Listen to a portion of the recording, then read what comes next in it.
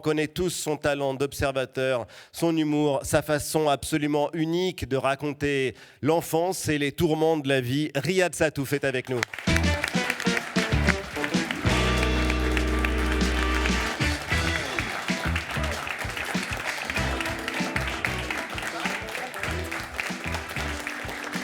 Bonjour Riyad, bienvenue, bonne année.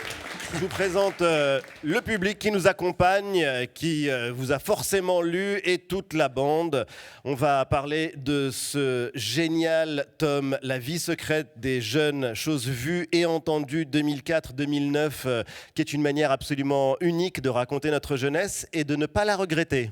Donc on verra ça avec toi tout à l'heure, mais la première question, elle est rituelle et on va la reprendre en début d'année. Quelle place occupe l'art dans votre vie ?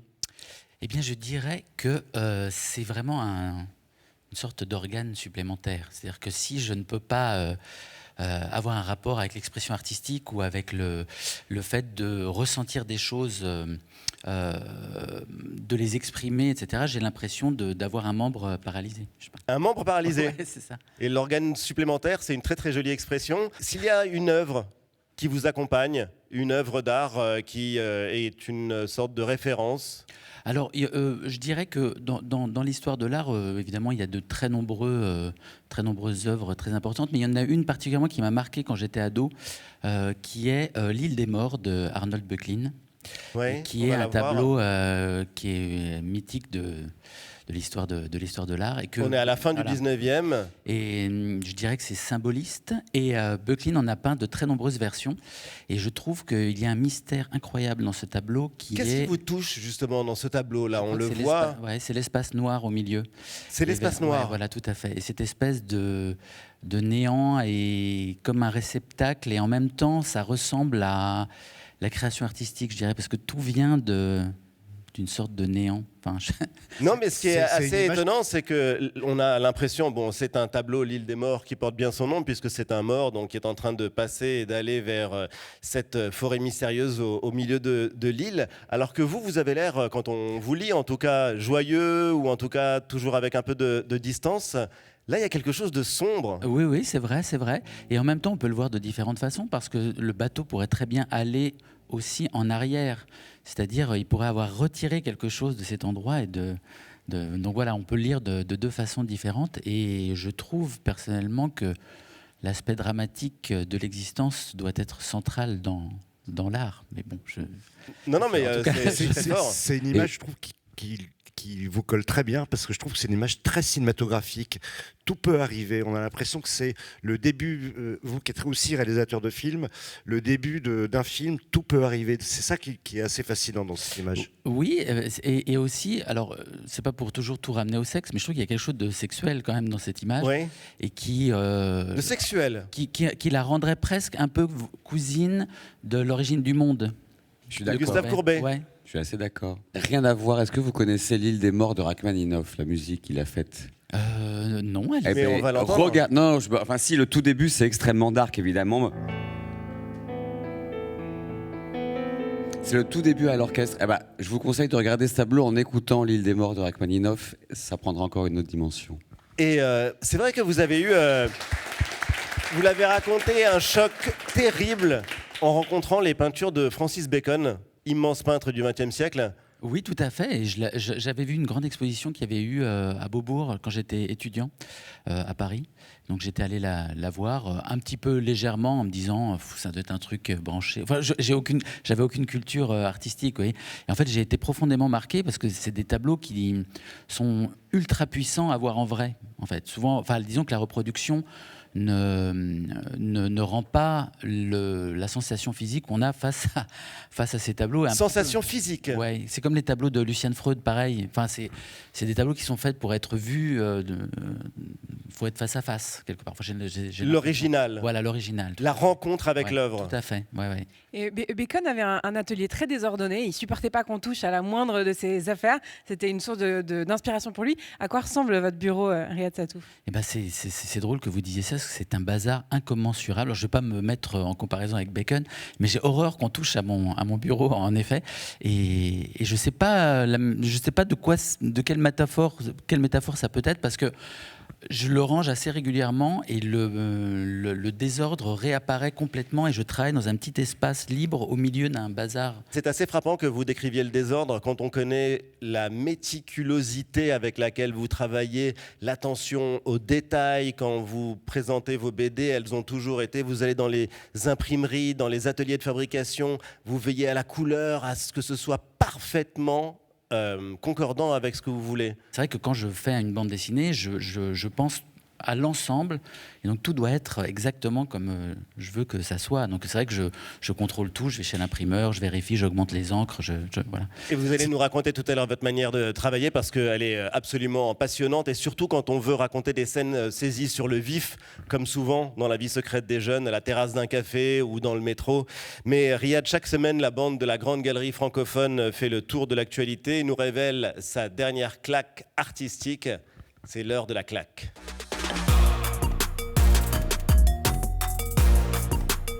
Et on commence avec toi, Nathalie. Alors moi, je suis une admiratrice de ma claque depuis plusieurs années, comme le témoigne cette photo prise à l'Arche de Pierre, soit au début d'Instagram. C'est un photographe ontarien, l'Ontario, qui est la province voisine du Québec.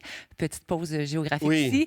Il s'appelle Édouard Burtynsky. Et Édouard Burtynsky, c'est l'antithèse de Yann Arthus Bertrand parce qu'il photographie la laideur du monde telle que causée par les ravages du pire fléau de l'humanité. Et c'est bien sûr l'activité humaine. Le paradoxe, Nathalie, c'est que ces photos, elles sont magnifiques. Bien, c'est incroyable. Ellie, c'est exactement ça parce que c'est un oxymore visuel, en fait. C'est un choc parce que les photos, elles sont magnifiques lorsqu'on les regarde, mais ce qu'on regarde est complètement horrible. Donc, moi, ça me fait des réactions physiques, exactement comme vous expliquez, Riyad.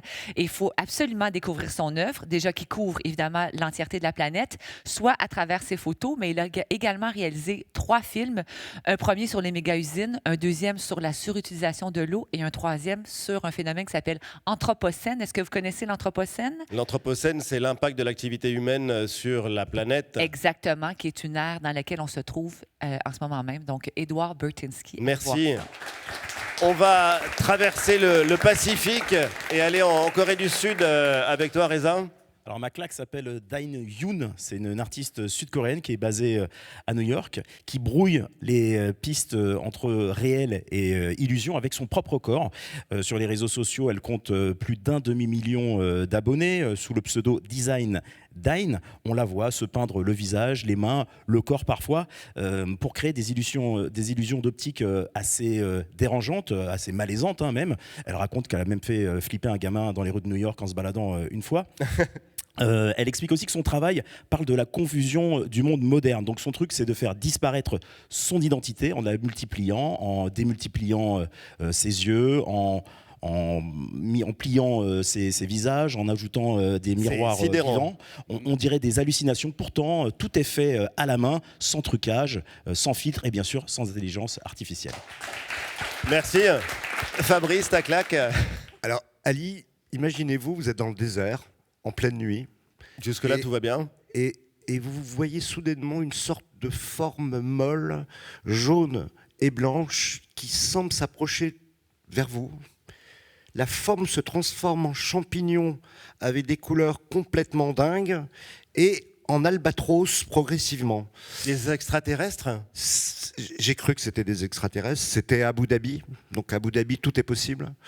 Et en fait, c'est un groupe très connu dans le monde entier qui s'appelle le groupe F, qui est le groupe qui fait les chefs-d'œuvre de feux d'artifice dans le monde entier. C'est un groupe français. Et maintenant, ils font des feux d'artifice avec des drones. Ça, c'est à Manar, dans le désert d'Abu Dhabi, où était présenté ce show de drones. Et en fait, qui est un show absolument hallucinant. Je ne sais pas si c'est de l'art ou ce que c'est exactement, mais c'est fascinant parce qu'en fait, ces drones, il n'y a pas de son. Ils sont très, très, très hauts. Donc, c'est le feu d'artifice sans son. Et complètement hallucinant avec une transformation des formes. On voit que les technologies sont dingues. C'est 3000 drones qui font des chorégraphies de formes les plus étonnantes les unes que les autres. C'est franchement magique. Ça va tourner dans le monde entier. Et vraiment, si vous avez l'occasion d'aller voir le groupe F avec ses 3000 drones, c'est extraordinaire. Merci Fabrice. Le golf toujours, Margot. Moi, ma claque, donc c'est Joyaux dynastiques. C'est une exposition de joyaux rarissimes présentée à l'Hôtel de la Marine à Paris, qui viennent de la collection Altani. C'est des pierres de légende pour certaines qui ont appartenu à l'impératrice Joséphine ou à la grande Catherine de Russie. Il y a des diadèmes, des broches, des colliers d'apparat, des diamants. Il y en a un de 54 carats, un autre de 90 qui s'appelle la briolette des Indes. Des pièces de Maharaja. Enfin bref, on en prend plein la figure. C'est extraordinaire. Ça vient en grande partie donc de la collection Altani et du V&A Museum à Londres. Et voilà, ça nous fait voyager. C'est des pierres qui ont traversé le monde et les époques. Voilà, une claque qui fait rêver pour ce début d'année. Merci. Charlie. Moi, pour changer, c'est une claque qui se regarde autant qu'elle se mange. C'est 2 garçons absolument talentueux qui ont créé ça pendant le confinement. Ils en ont fait un empire fabuleux rue de Hanovre. Ça s'appelle Tableau Paris.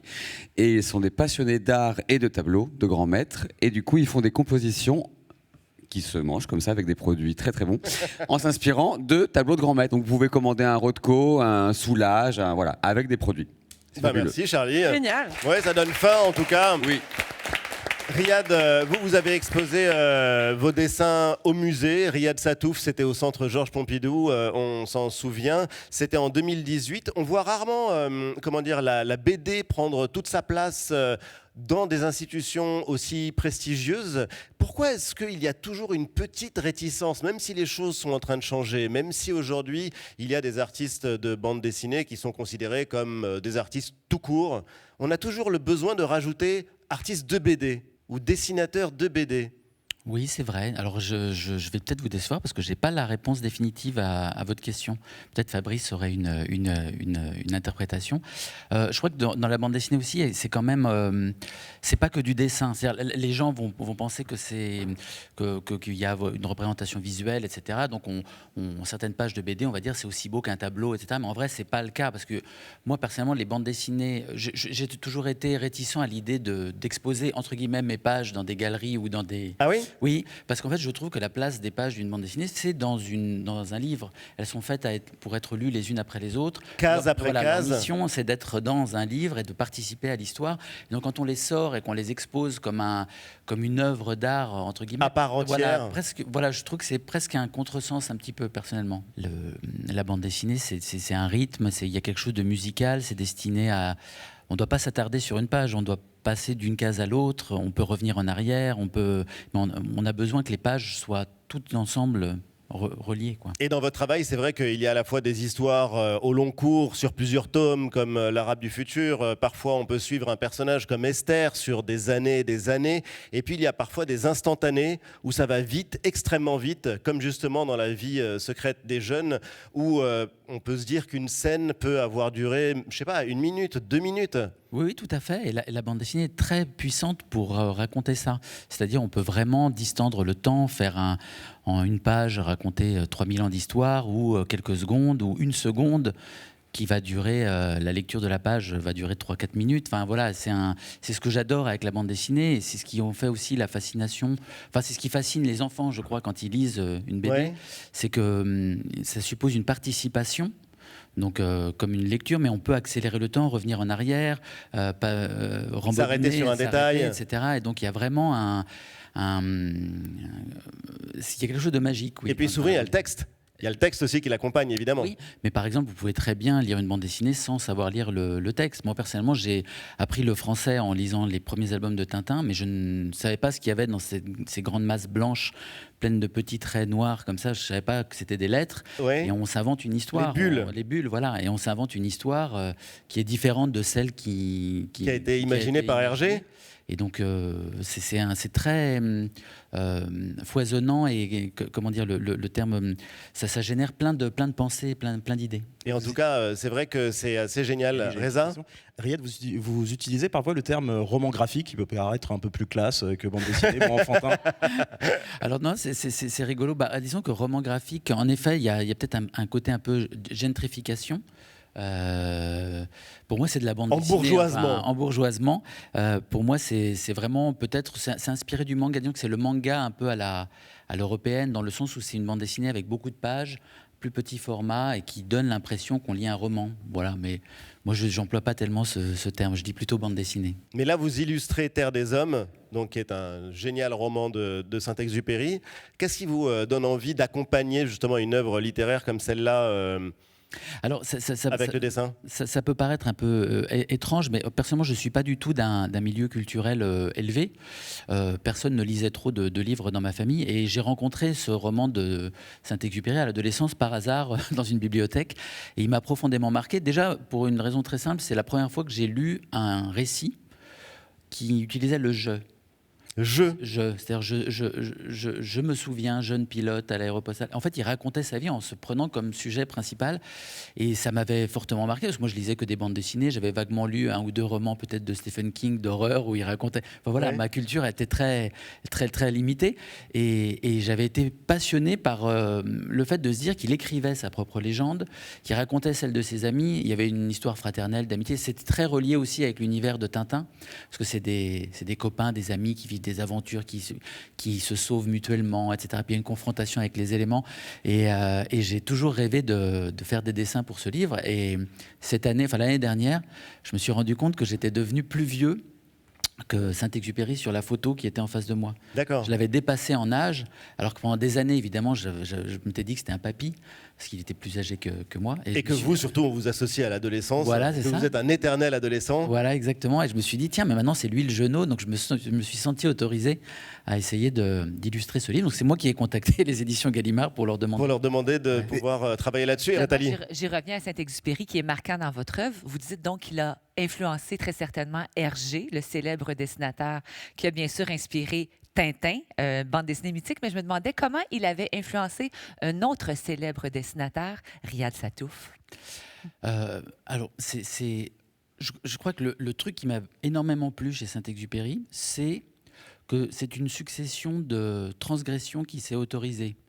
C'est-à-dire que déjà, il était d'une classe sociale très aisée.